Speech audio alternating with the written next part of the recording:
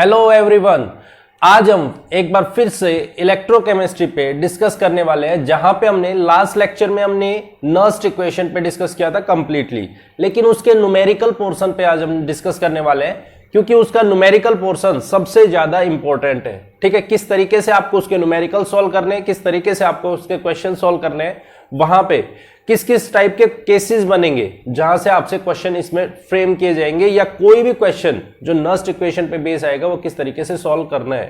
Clear है? तो सबसे पहली बात, अगर यदि हम बात करें नर्स्ट इक्वेशन की, जब भी हमें इसका कोई भी क्वेश्चन गिवन होगा या कोई भी क्वेश्चन गिवन है, उससे हम कैसे क्वेश्चन को सॉल्व करना है, कैसे सॉल्व करेंगे।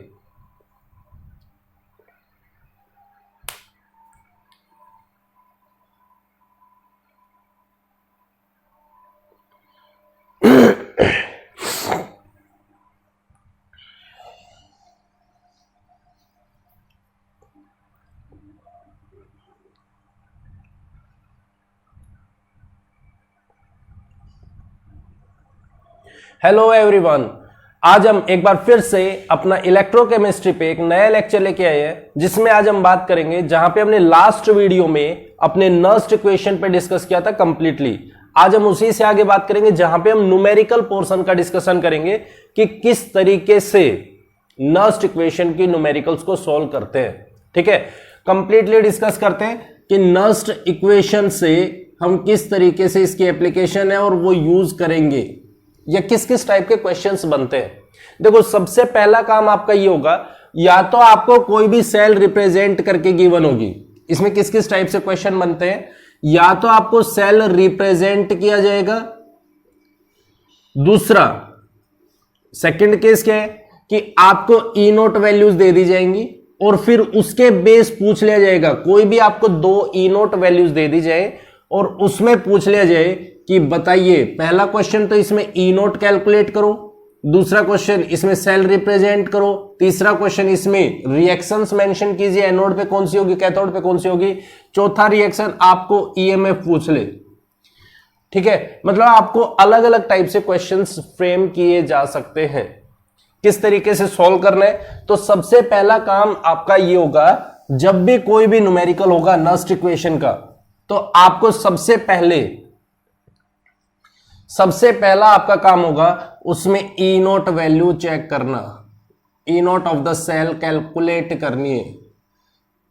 जैसे आप ई नोट वैल्यू कैलकुलेट कर लोगे, कोई भी दे रखी हो, जो भी आप ई नोट वैल्यू कैलकुलेट करोगे, उसके बाद आप दूसरा काम ये करोगे कि आपको सेल रिप्रेजेंटेशन के बाद भी सेल रिएक्शन मेंशन करनी है। सेल रिएक्शन, एनोड पे ये रिएक्शन हो रही है, कैथोड पे ये रिएक्शन हो रही है। जैसे आप ये काम करोगे, तीसरा स्टेप आपका जो होगा वो ये होगा, कंप्लीट सेल रिएक्शन रिप्रेजेंट करेंगे, कंप्लीट सेल रिएक्शन रिप्रेजेंटेशन। बात क्लियर है? और फोर्थ स्टेप आपको ये चीज देखनी है कि उसमें एक्वस फेजेस है या गैसेस फेज, इनको ही मेंशन करना है। इसके अलावा सॉलिड नहीं लेना, लिक्विड नहीं लेना।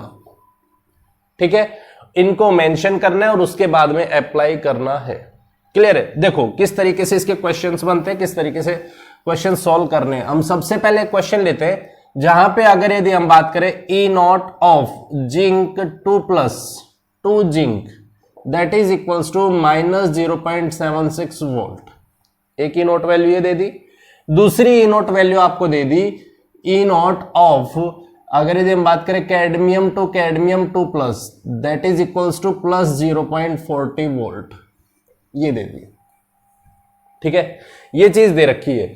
और साथ में अगर यदि आपको नर्स्ट इक्वेशन गिवन होगी, तो आपको ध्यान देना है कि जहां भी आयन की फॉर्म में होगा, एक्वस कंडीशन होगी, उसी के नीचे उसकी कंसंट्रेशन मेंशन होगी। जैसे मान लो यहां पे 0.1 दे दिया और यहां पे 0.001 दे दिया, इतना मोलर ये कंसंट्रेटेड सॉल्यूशन है, इतना मोलर इसकी कंसंट्रेशन है।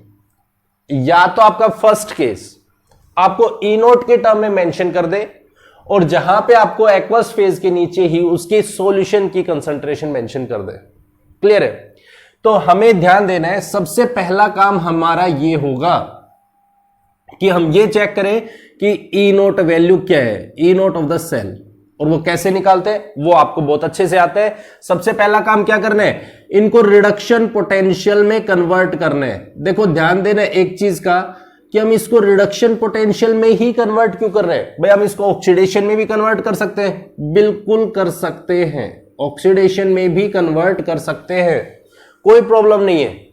देखो हमारे पास में फॉर्मूला क्या बन रहा है, हमारे पास फॉर्मूला बनता है E naught of cathode minus E naught of anode.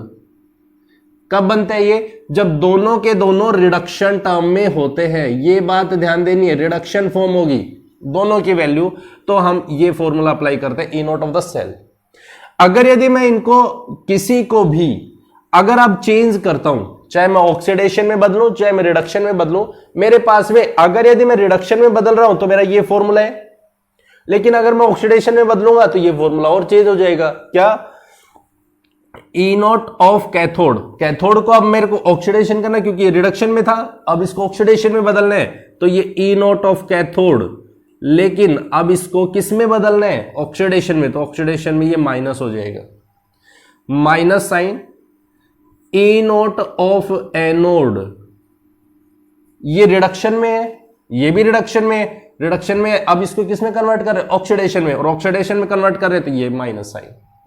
अब हम इसको अगर खोलें तो E naught of anode minus minus क्या होंगे, प्लस हो जाएंगे, आगे आ जाएगा, तो E naught of anode minus E naught of cathode बन जाएगा, ये बन जाएगा।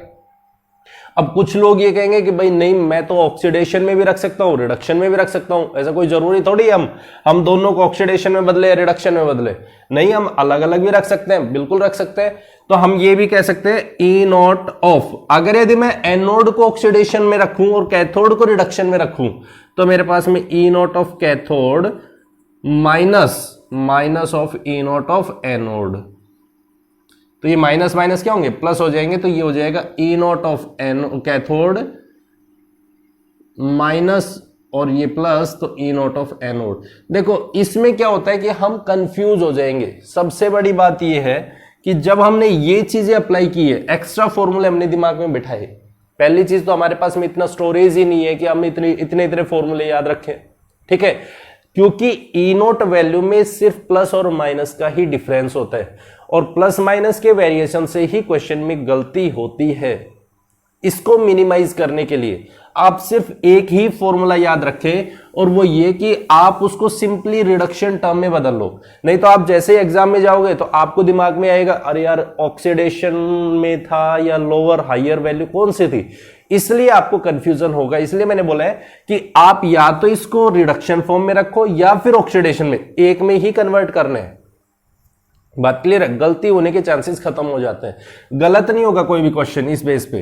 तो हमने अगर यदि इसको रिडक्शन में बदला तो हम रिडक्शन में कन्वर्ट कर लेते हैं दोनों को, ठीक है। ध्यान से देखा तो मेरे पास में यहां पे जिंक 2+2 जिंक, ये तो ऑलरेडी रिडक्शन है, ये तो ऑलरेडी रिडक्शन में है, बिल्कुल ठीक है, कोई दिक्कत नहीं है। ये वैल्यू आ रही -0.76 वोल्ट 2+2 जिंक, ठीक है।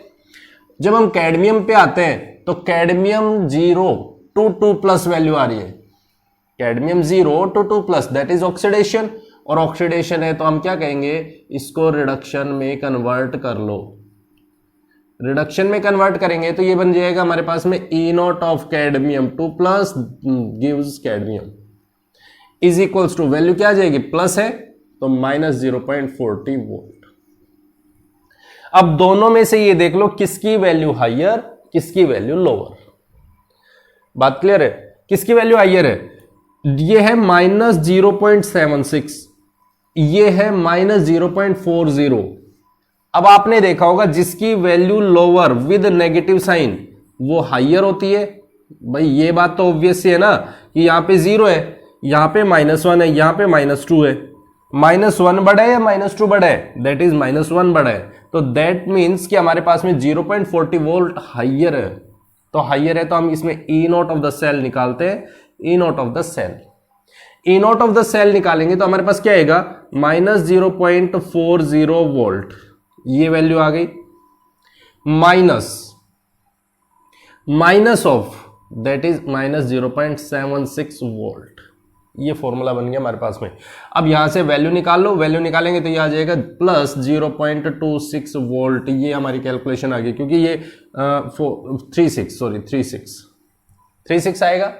तो हमारे पास में ई नोट वैल्यू आ गई, वो आ गई इस सेल के लिए E naught of the cell that is equals to plus 0.36 volt.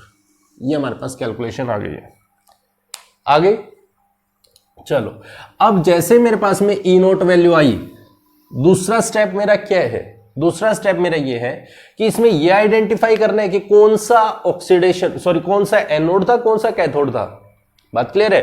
कौन सा एनोड है। देखो इसकी वैल्यू क्या थी, इसकी वैल्यू थी लोअर, इसकी वैल्यू लोअर थी, इसकी वैल्यू थी हायर जब हमने रिडक्शन में बदला था। और जब हमें ये बात पता चल गई कि ये लोअर है ये हायर है, तो इसका मतलब क्या है कि मैं एनोड और कैथोड डिसाइड कर सकता हूं। इसका रिडक्शन पोटेंशियल लो, इसका रिडक्शन पोटेंशियल लो है, तो इसका मतलब क्या है, ये एनोड है और ये कैथोड है। पता चल गया? बिल्कुल पता चल गया। चलो ठीक है, अब हम रिएक्शन लिखते हैं। एनोड पे रिएक्शन क्या होगी? एनोड पे रिएक्शन, एनोड मतलब ऑक्सीडेशन, और ऑक्सीडेशन का मतलब है कि मेरा जो इलेक्ट्रॉन इजेक्ट होगा वो हमेशा किधर निकलेगा? राइट हैंड साइड में निकलेगा। चलो इसको भी मेंशन कर दिया। अब मेरे पास रिएक्शन क्या हो रही है? Zinc 2+2 zinc. ये देखो किस टर्म में लिखा हुआ है? रिडक्शन टर्म में लिखा हुआ है।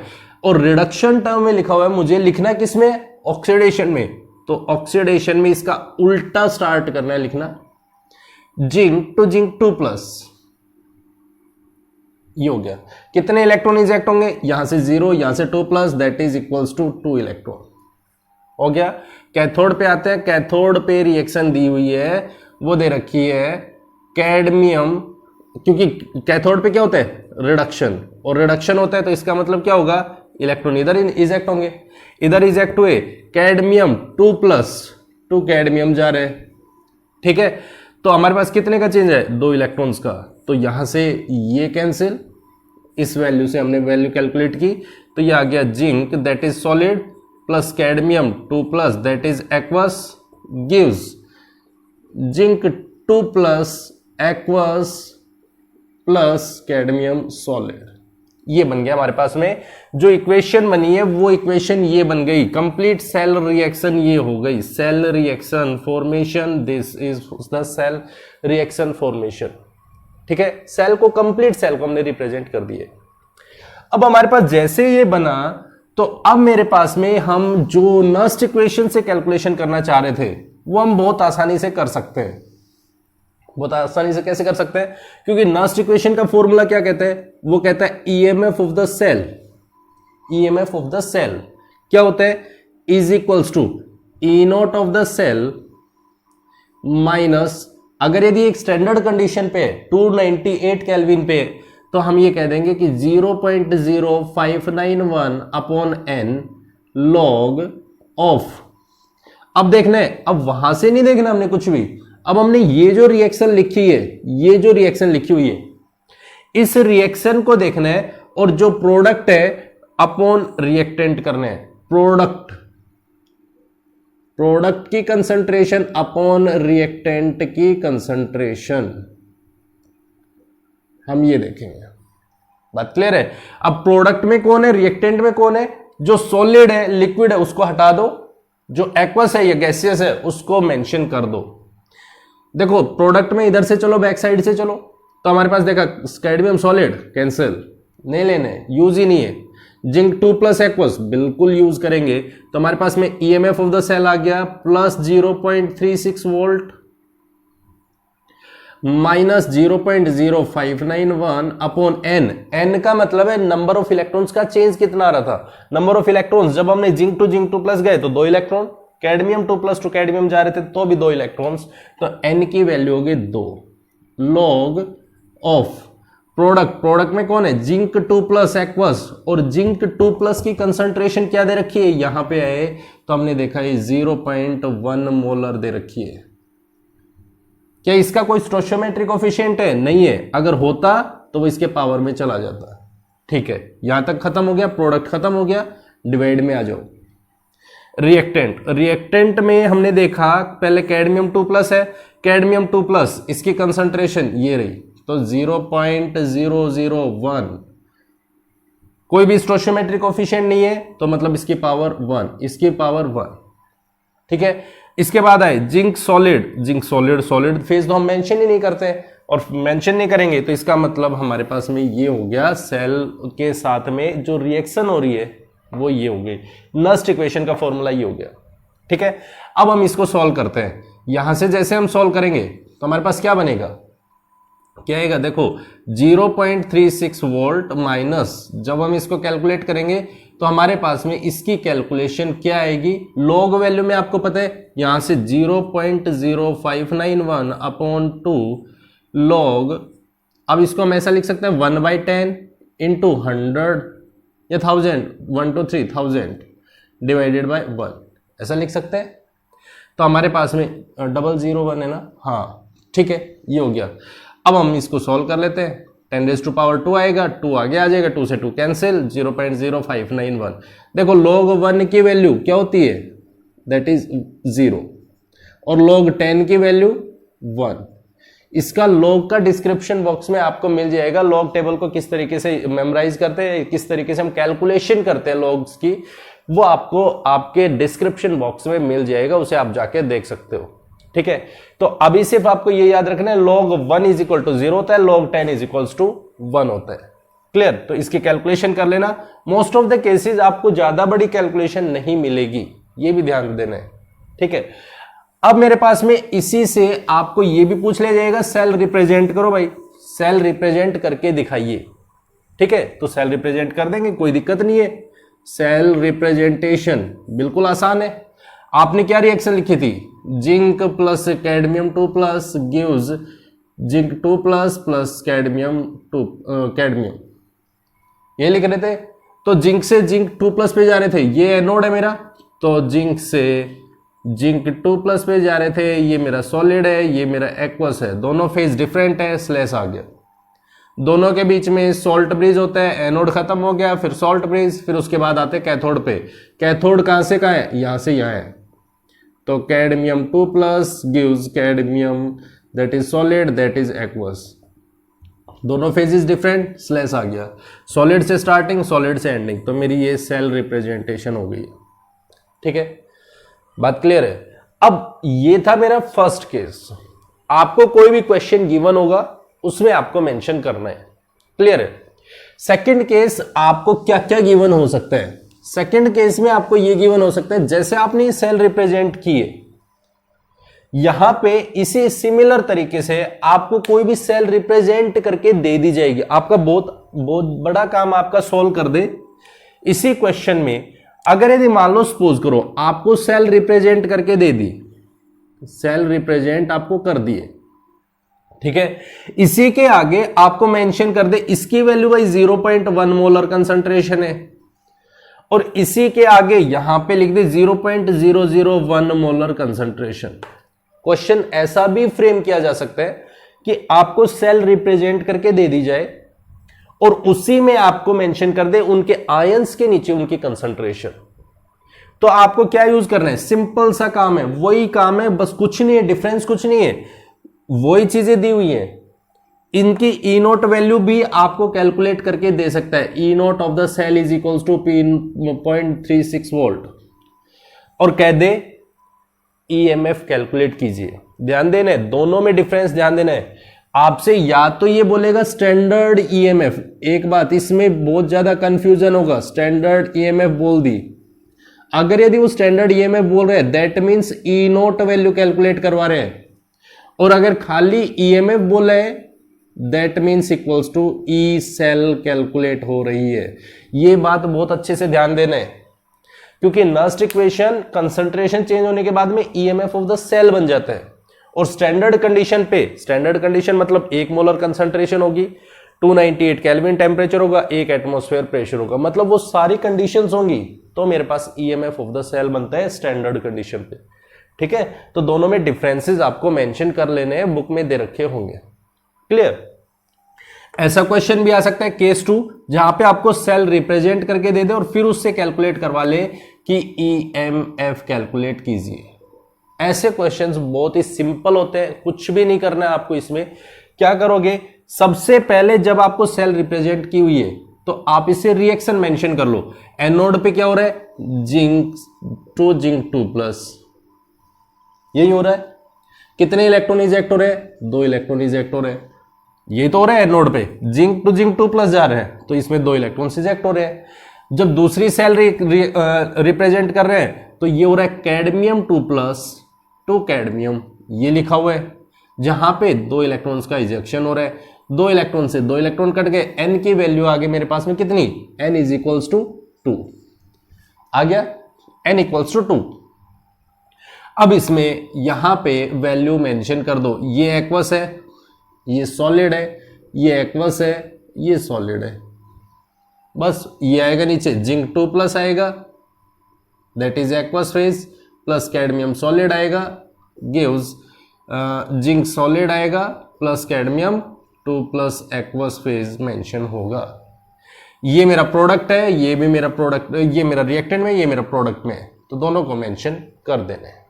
बात क्लियर हो गई। अगर ध्यान देना है एक चीज, अगर यदि यहां पे x वैल्यू कोई भी स्टोइचियोमेट्रिक कोफिशिएंट होता तो ये स्टोइचियोमेट्रिक कोफिशिएंट उसकी पावर में चला जाएगा। जो भी हम कंसंट्रेशन मेंशन कर रहे हैं उसकी पावर में वो स्टोइचियोमेट्रिक कोफिशिएंट चला जाएगा। इस चीज को भी ध्यान देना है, कभी ये मत कर देना कि स्टोइचियोमेट्रिक कोफिशिएंट का कोई यूज ही नहीं है। बात क्लियर हो रही है। जैसे हम एक क्वेश्चन कर लेते हैं, मान लो सपोज करो हमारे पास में कोई भी एक क्वेश्चन है, मान लेते हैं ई नोट वैल्यू दे रखी है, ई नोट वैल्यू 4 कैडमियम, जैसे हमने अभी कैडमियम ही किया है तो कैडमियम ही ले लेते हैं, cadmium to cadmium 2 plus that is equals to 0.40 volt. ठीक है, क्वेश्चन क्या बोला है, देखो ध्यान से सुनना इस बात को, बहुत इंपॉर्टेंट क्वेश्चन है, यहां से हम सारे के सारे डाउट्स को क्लियर करेंगे। पहला क्वेश्चन आपसे इसी में बोल दे, सिर्फ एक ई नोट वैल्यू दे रखी है, सिर्फ एक ई नोट। ठीक है, जहां पे आपको ये बोल दिए E naught of the cadmium to cadmium 2 plus that is equals to इतना, जिसमें कंसंट्रेशन आपको गिवन है 0.01 मोलर कंसंट्रेशन, ये गिवन है पक्का। इसी में बोल दिया by using hydrogen electrode, hydrogen electrode.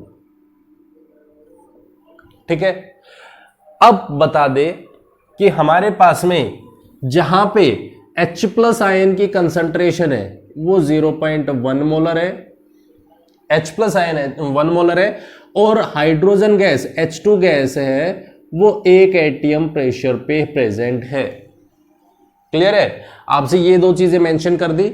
अब आपसे पूछ ले कैलकुलेट कीजिए, calculate EMF also cell represent, सारी चीजें हम इसमें मेंशन करते हैं। सेकेंड टाइप का क्वेश्चन आपका इस तरीके से भी पूछा जा सकता है, जहां पे आपसे ये पूछ लिया जाए, मान लो आपको एक ई नोट वैल्यू दे रखी है, आप तो डाउट में फंस गए ना कि हमारे पास में भाई हाइड्रोजन दे रखा है, अब H पॉजिटिव और H2 दे रखा है, लेकिन इसकी ई नोट तो गिवन ही नहीं है। बहुत बड़ा क्वेश्चन बनता है ये। क्लियर है, तो ध्यान देना है, जब भी आपको हाइड्रोजन गैस इलेक्ट्रोड बोल दिया, हाइड्रोजन इलेक्ट्रोड, तो ये हम स्टैंडर्ड हाइड्रोजन इलेक्ट्रोड लेते हैं। स्टैंडर्ड मतलब हम जैसे कोई भी नंबर सिस्टम लेते हैं, ठीक है, हम बोल रहे हैं भाई नेगेटिव है, पॉजिटिव वैल्यू आती है, कहां से आती है, किसकी रिस्पेक्ट में आती है, 0 की रिस्पेक्ट में आती है। अगर हम 0 से इधर जाएंगे, लेफ्ट हैंड साइड में जाएंगे, ठीक है, तो हमारे पास क्या वैल्यू आ रही है, राइट हैंड साइड में जाएंगे तो क्या वैल्यू आ रही है, वो डिपेंड कर रहा है कि हम खड़े कहां पे हैं। अगर यदि हम 0 पे खड़े तो उसकी रिस्पेक्ट में देखते हैं। तो स्टैंडर्ड हाइड्रोजन इलेक्ट्रोड भी हमें यही बताता है कि उसकी वैल्यू क्या है, कि हम इस वैल्यू को देख के हम दूसरे कोई भी इलेक्ट्रोड्स को डिसाइड कर रहे हैं। तो हमारे पास इसकी जो ई नोट वैल्यू होती है हाइड्रोजन की, वो हमेशा होती है 0 वैल्यू। अब वो चाहे आप ऐसे मेंशन कर लो, चाहे आप इसको अपोजिट मेंशन कर लो, क्योंकि जब 0 है तो इसके आगे प्लस लगाओ चाहे माइनस लगाओ, कोई फर्क पड़ता नहीं है।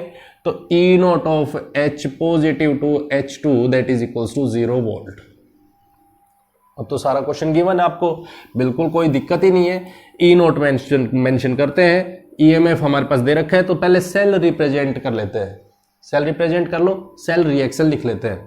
पहला ई नोट वैल्यू दे रखी है, वो दे रखी है cadmium to cadmium 2 plus that is equals to 0.40 volt दे रखे है।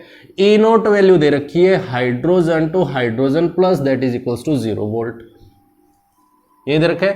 देखो अब दोनों को किस में कन्वर्ट करते हैं, रिडक्शन टर्म में। इसको रिडक्शन में बदला तो ये आ गया हमारे पास में cadmium 2 plus to cadmium, E naught value is equals to value आ गया माइनस 0.40 वोल्ट। इसको रिडक्शन में बदला तो E naught of H positive to H2 that is equals to 0 volt. दोनों में से हाइयर कौन है, हाइयर मेरी ये वैल्यू है, हाइयर हमारा यही तो है 0 वोल्ट, क्लियर है, 0.40 वोल्ट से। तो हमने जैसे ये देखा कि इसकी वैल्यू हाइयर है, ये तो लोअर है, तो लोअर है तो दैट मीन्स ये हो गया क्या एनोड और ये हो गया क्या कैथोड।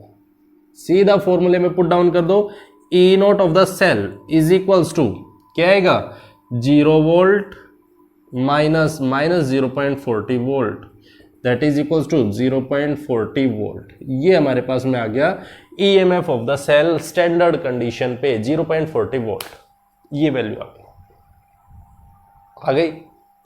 अब इसके बाद हम सेल को रिप्रेजेंट कर रहे हैं तो हमारे पास में रिएक्शन भी होनी चाहिए, रिएक्शन मेंशन कर लेते हैं। चलो बहुत अच्छी बात है, क्या क्या वैल्यू आती है।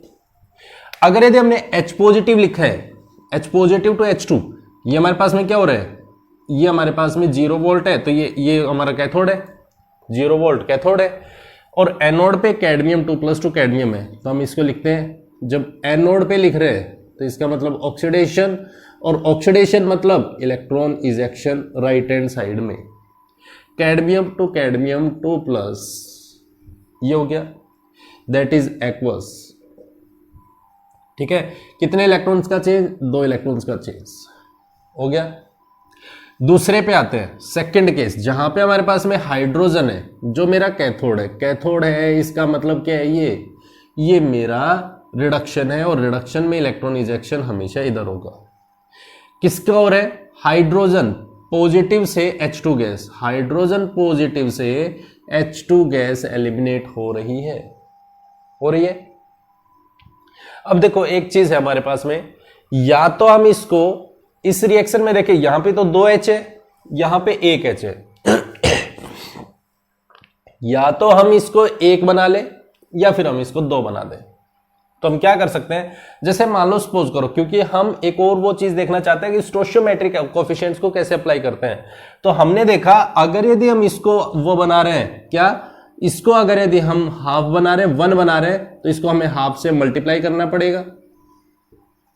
बात क्लियर है, क्योंकि हमारे पास में यहां पे देख रहे हैं इलेक्ट्रॉन प्रेजेंट है। कितने इलेक्ट्रॉन है, 1 इलेक्ट्रॉन है।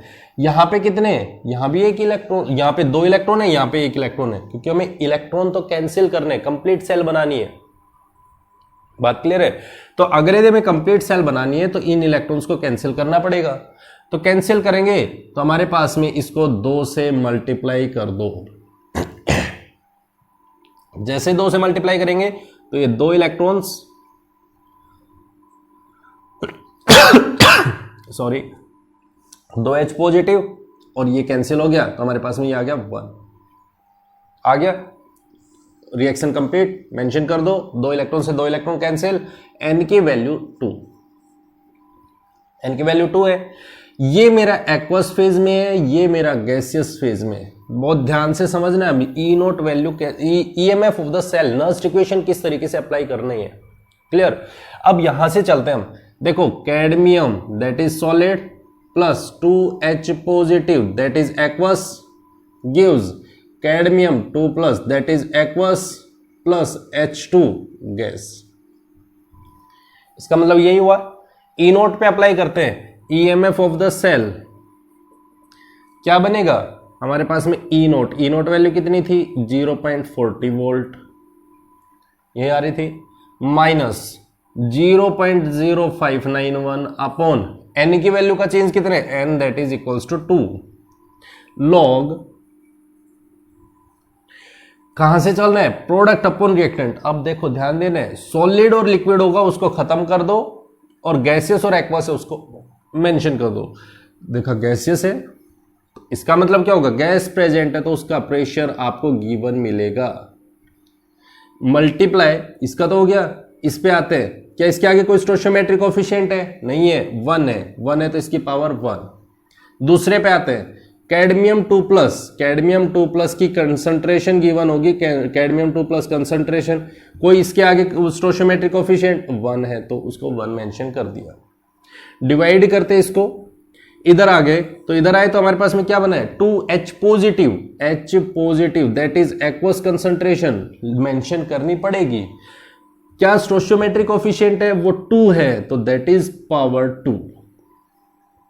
बात क्लियर हो गई। तो हमारे पास अब इनके वैल्यूज को पुट डाउन करना स्टार्ट करते हैं। तो 0.40 वोल्ट माइनस इसको जब हम कैंसिल करेंगे तो हमारे पास में यहां से इसकी वैल्यू रख दो, प्रेशर मेरे पास 1 atm दे रखे है, ये खत्म हो गया। कैडमियम की वैल्यू 0.01 मोलर है, ये वैल्यू पुट कर दो, इसकी वैल्यू 0.1 मोलर थी, इसकी पावर 2 करोगे तो ये दोनों सारी चीजें बराबर हो जाएंगी, कैंसिल हो जाएंगे, तो मेरे पास इसकी वैल्यू आ जाएगी इतने के बराबर।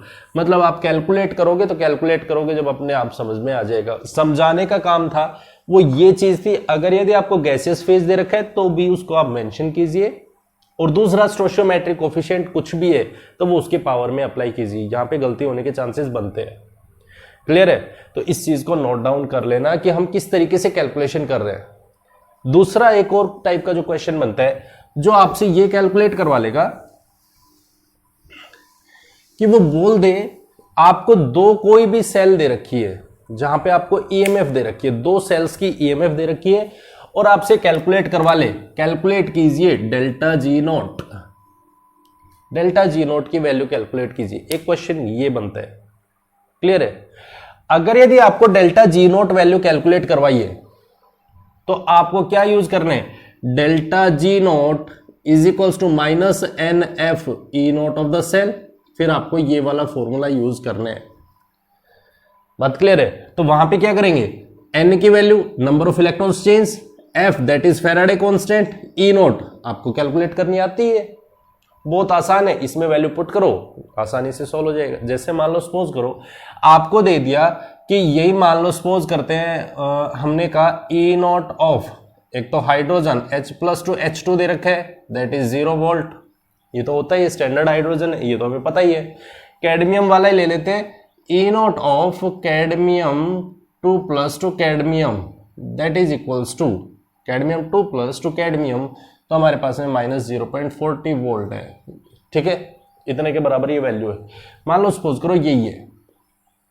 ठीक है, अब हमें इन दोनों में से डेल्टा जी नोट की वैल्यू कैलकुलेट करनी। आपसे पूछ लिया जाए एट स्टैंडर्ड कंडीशन या standard Gibbs free energy calculate कीजिए, standard Gibbs free energy calculate कीजिए। तो इसका मतलब क्या हो गया कि हमारे पास में अभी अभी हमने इसके लिए रिएक्शन मेंशन की, एन की वैल्यू 2 आ रही थी, एन की वैल्यू 2 आ रही थी, ई नोट वैल्यू क्या हो रही है, ई नोट वैल्यू हो रही है प्लस 0.40 वोल्ट, ये वैल्यू आ रही है।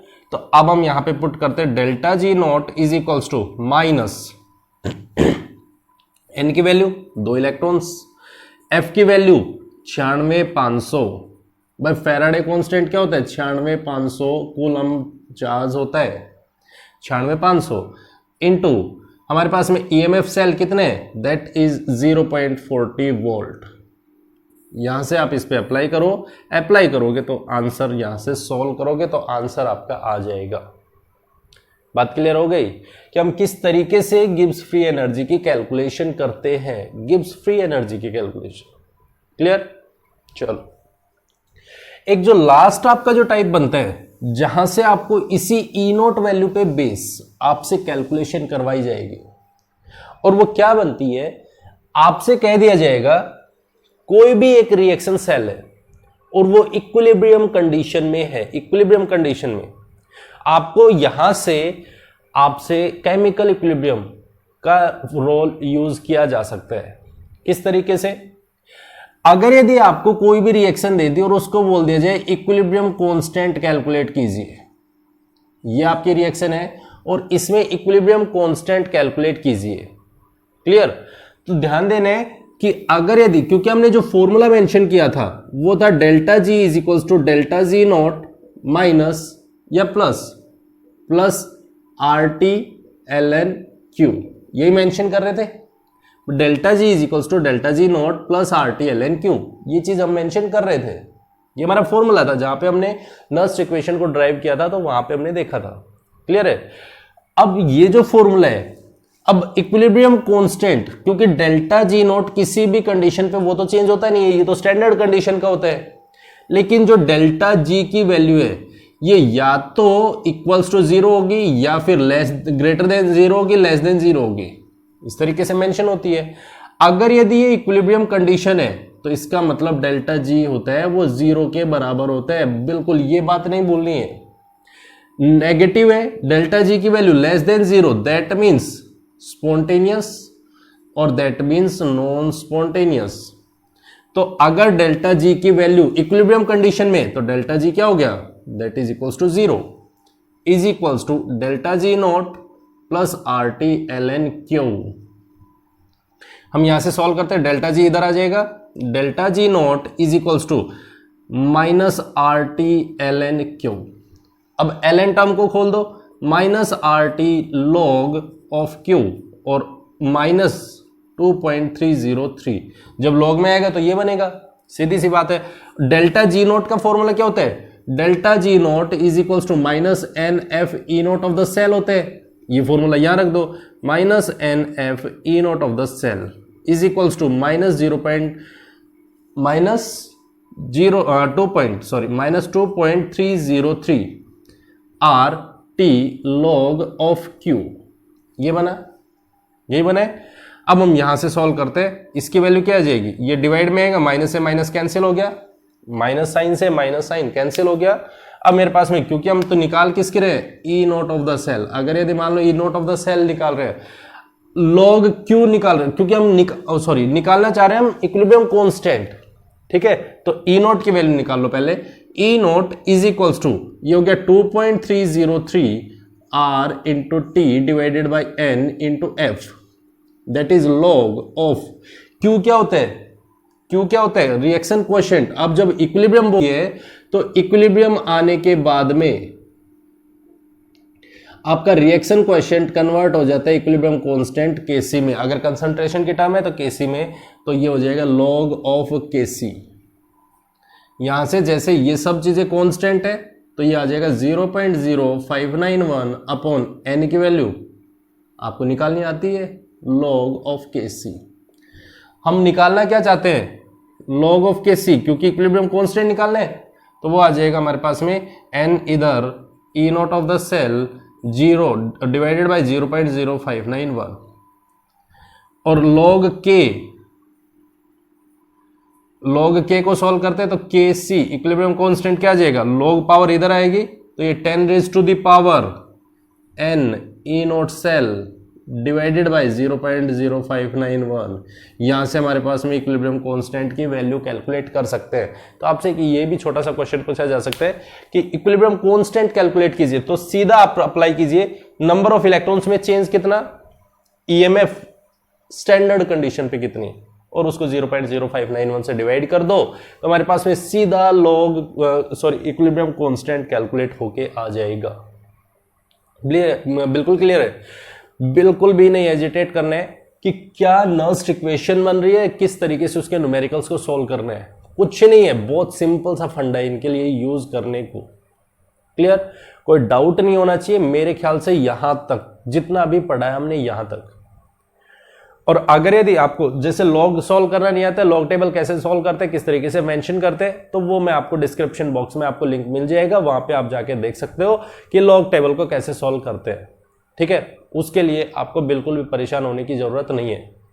कोई भी डाउट है इस टॉपिक से रिलेटेड वो भी आप मेंशन कर सकते हैं।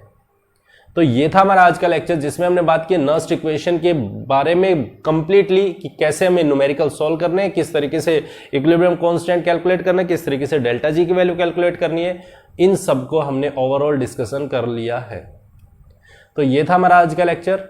आई होप आप लोगों को पसंद आया होगा। अगर पसंद आया है तो इसे लाइक, कमेंट और शेयर जरूर करें, और अगर चैनल अभी तक सब्सक्राइब नहीं किए तो चैनल को सब्सक्राइब जरूर करें। Thank you very much and have a nice day.